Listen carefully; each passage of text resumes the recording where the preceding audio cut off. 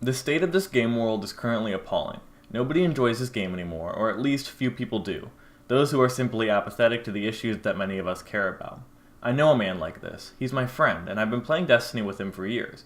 He's a much busier man than I, between college and his job. He spends very little time playing the game. He's not heeded the words of me and us. He believes that if you don't like it, don't play it, don't buy it. It's that simple. After all, he doesn't spend hundreds of hours per month in the game grinding away and scraping the bottom of the barrel for content. He plays maybe 3 to 4 hours a week and hardly gets through his weekly milestones, if that. In a way, he's Bungie's near-perfect player. He plays a little bit, but not a lot. Just enough to remind himself that the game exists, but not enough to really dig deep into why the game is flawed at its core. Simply put, he doesn't care. He just wants to enjoy the game, and I respect that 100%. In a way, I wish I was almost like him. However, notice I said almost perfect. He doesn't buy shit from Eververse, and he's been playing the game less and less over time. He now prefers The Witcher or Civilization 6 over Destiny, because while he doesn't have the will nor the time to have radical opinions on the game, he too recognizes some of its flaws through what I tell him and through what he reads on the sources he has. So what is Bungie's perfect player? I may know a woman who is. She loved the Destiny 1 and she played the shit out of it.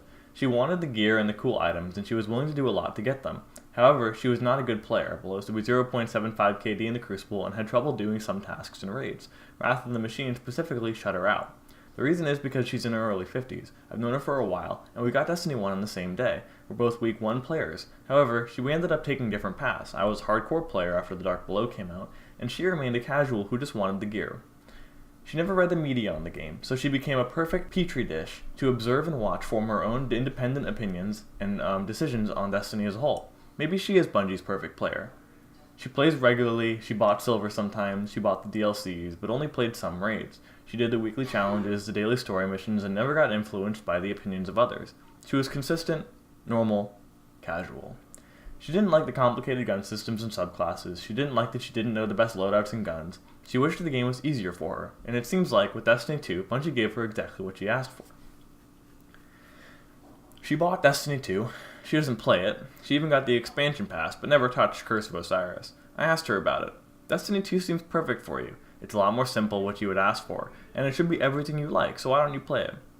She responded, it seems too suited to hardcore players, and I just don't enjoy playing it anymore.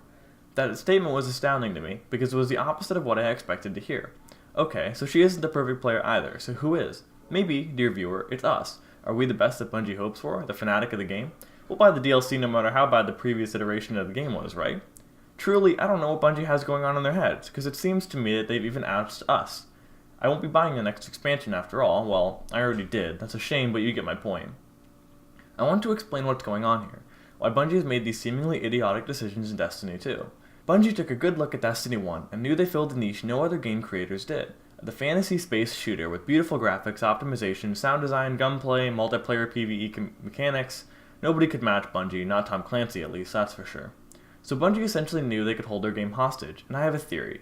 Don your spinfoil hat. Oh, right, those don't exist anymore, do they? Let's just be normal conspiracy theorists then.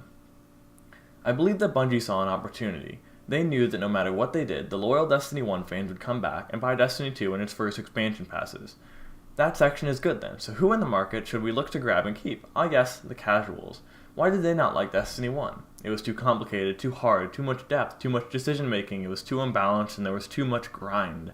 So Bungie saw the amount of money they could make with them and decided to make the game more simple. I assume they thought their design would be elegant, like the best minimalist art. What they ended up with was a 4-piece Lego set consisting of the same design block in 2 different colors. Completely uninteresting. What we as the player ended up with is the game going from a glorious, dry-aged, perfectly seasoned, medium-rare piece of steak with a side of Yukon mashed potatoes and well-seasoned asparagus, to a piece of chicken overcooked on a crystal plate, seasoned only with salt. The chicken was old, too, and it smells like cleaning agent, and it tastes like plastic. It's chewy and it's burnt on one side. All variety is lost, all depth has been sucked out. Bungie had a vision. A game simple enough for the casuals, but deep enough for the hardcore. They ended up completely fucking both groups through Eververse. Over 50% of the shaders in the game are locked behind Eververse. Every single emote in the game is locked behind Eververse, aside from Point. 2 full armor sets are locked behind her. Every ship in the game, Eververse.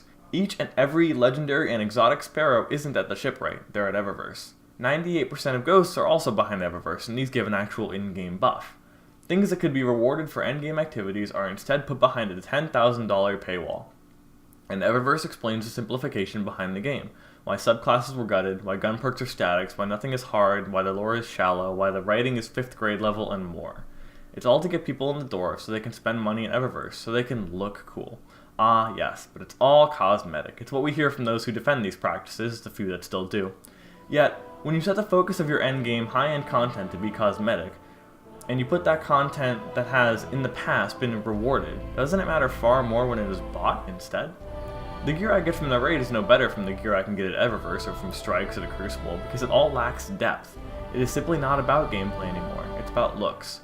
Most of this game's faults and flaws are core issues because of one commonality: Eververse greed.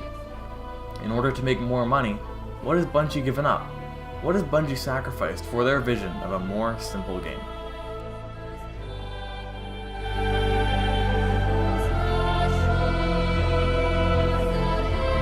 And I do honestly feel like if Bungie could get away without having a raid, we would not have raids in Destiny. To the end.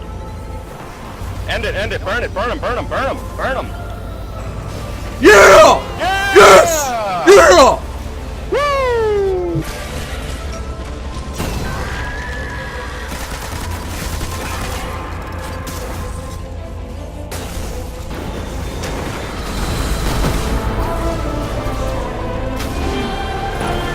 How do you get it?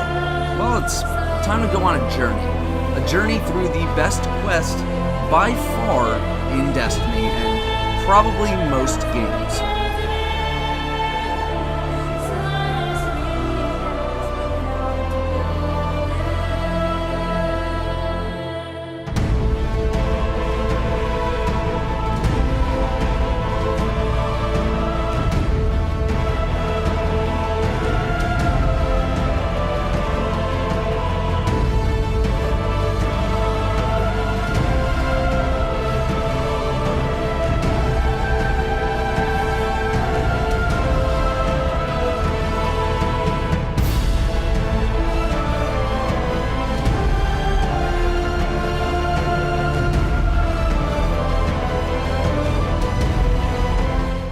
And this is the reason I haven't been uploading a lot recently, is just because this game, Bungie, has just completely exhausted me of any motive to make videos. And even this video, you can hear the music still going. I could have made this video longer, but after 5 hours of editing, I'm already exhausted, and usually I wouldn't be at this point. Bungie is just... I don't really have any other way to explain it than how I did here. Thanks for watching.